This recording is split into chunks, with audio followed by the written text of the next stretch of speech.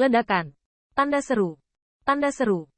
Di bawah kekuatan tak terbatas ini, sosok Qin Yichen yang tersapu terbang secara acak, dan Bai Guanxing, yang berpura-pura menjadi kaisar biasa, hanya bisa mengikuti orang banyak.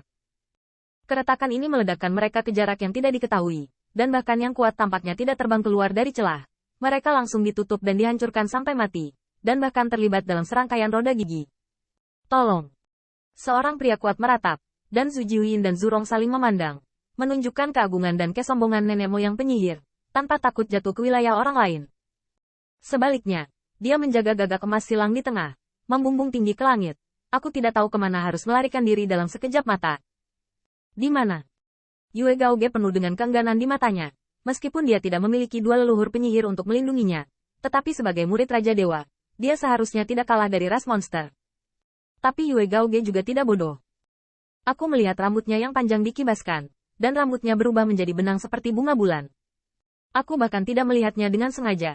Itu benar-benar terlibat dalam sekelompok orang kuat sesuka hati, seolah-olah itu digunakan. Datang untuk menjadi umpan meriam. Sekelompok orang kuat berjuang terus-menerus, tetapi Yue Gaoge tidak lebih baik dari penyihir leluhur, dan tidak dapat membersihkanmu. Itu bisa digunakan olehku, bahkan jika itu adalah kematian, itu adalah kemuliaanmu. Yue Gaoge memiliki kesombongan Raja Dewa Yueyin, bahkan di matanya, dia dapat menjelajahi dengan limbah ini. Itu benar-benar pemanfaatan limbah, dan memberi mereka kemuliaan tertinggi. Yu Qianer menatap matanya, mata aprikotnya, yang berbentuk mayat tetapi sangat indah, juga sedikit bengkok, dan dia melihat lengan gioknya melambai, dan nada halus yang menjulang membuat jiwa-jiwa orang kuat bergerak. Hehe, jangan khawatir, aku lebih masuk akal daripada pria itu.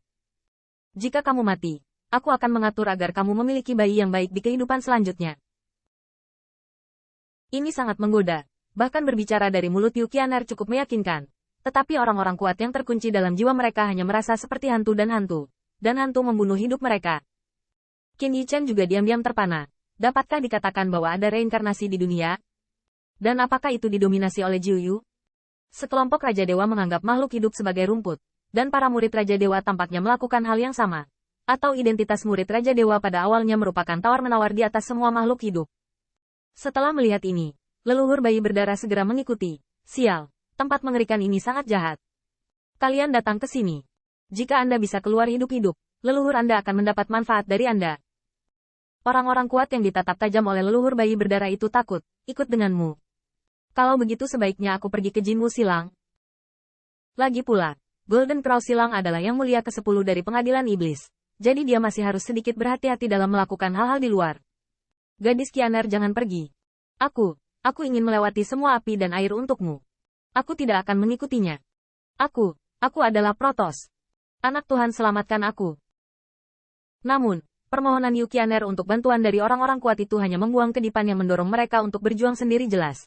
Yang lemah memiliki pilihan untuk melompat-lompat, dan yang kuat tidak bodoh.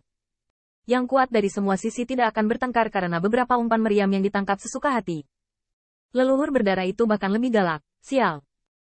Kamu sangat ingin mengikuti hantu wanita, kan? Para leluhur mengirimmu ke jalan.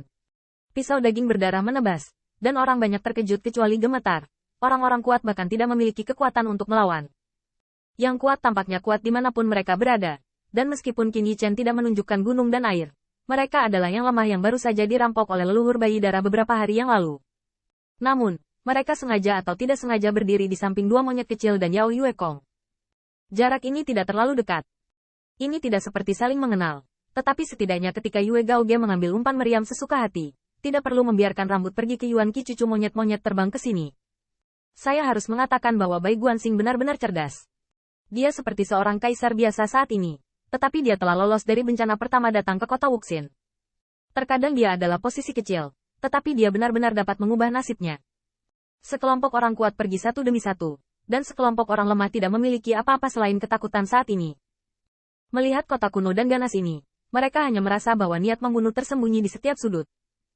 Beberapa orang kuat ingin terbang ke gerbang dengan hanya satu sisi di kejauhan, melewati gerbang, dan melarikan diri dari tempat yang mengerikan ini. Namun, kota Wuxin sangat megah, dan jarak ini cukup panjang bagi mereka untuk terbang untuk waktu yang lama. Kuncinya ada di tanah ini. Sulit bagi mereka untuk melapor ke grup agar hangat saat berkumpul bersama, apalagi pergi sendiri. Di mana bonekanya?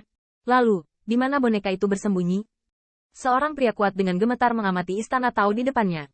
Anda harus tahu bahwa sementara kota Wuxin sangat megah, ada banyak boneka yang hidup di dalamnya. Menurut spekulasi, jumlah boneka dan kekuatan keseluruhan kota Wuxin tidak kurang dari seorang kaisar yang keberuntungannya sedang berjalan lancar. Dan istana Tao ini bukan hiasan. Sepertinya ada orang kuat yang tinggal di dalamnya. Melihatnya, sepertinya tidak ada bedanya dengan penguasa kuno klan kaisar. Yang aneh adalah setelah mereka terlibat, mereka tidak melihat boneka sama sekali. Seperti anggota klan kaisar yang menghilang begitu saja dalam sekejap. Ini yang paling menakutkan. Adegan paling menakutkan. Kota Wuxin yang besar saat ini sunyi. Hanya terengah-engah yang kuat dan ratapan yang terus-menerus menangis untuk melarikan diri. Tempat yang aneh. Dari kota Wuxin hingga saat kita terlibat. Tetapi hanya untuk sesaat.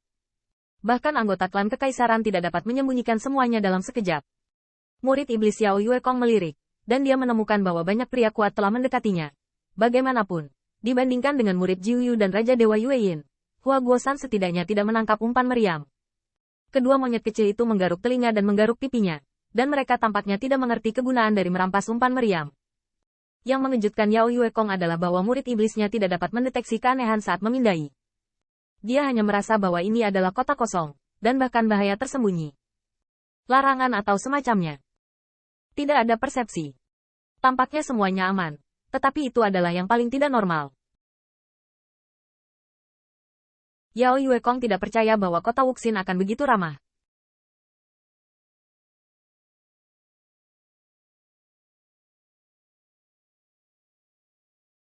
Anda harus tahu bahwa orang-orang kuat dari semua sisi mengumpulkan batu Wuxin untuk merebut kota Wuxin dan mengendalikan boneka yang tak terhitung jumlahnya.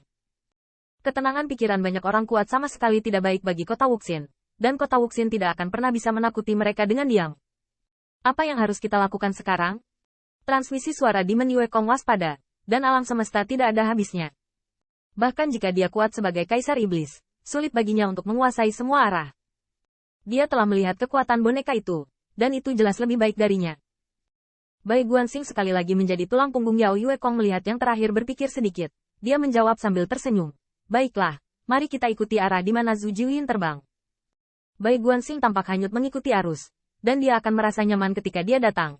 Begitu tenang, seolah-olah dia telah merencanakan untuk mengikuti nenek moyang penyihir. Iblis Yuekong terdiam, dan setelah menjelaskan kepada dua monyet kecil, itu berubah menjadi sinar bunga bulan dan bergegas masuk.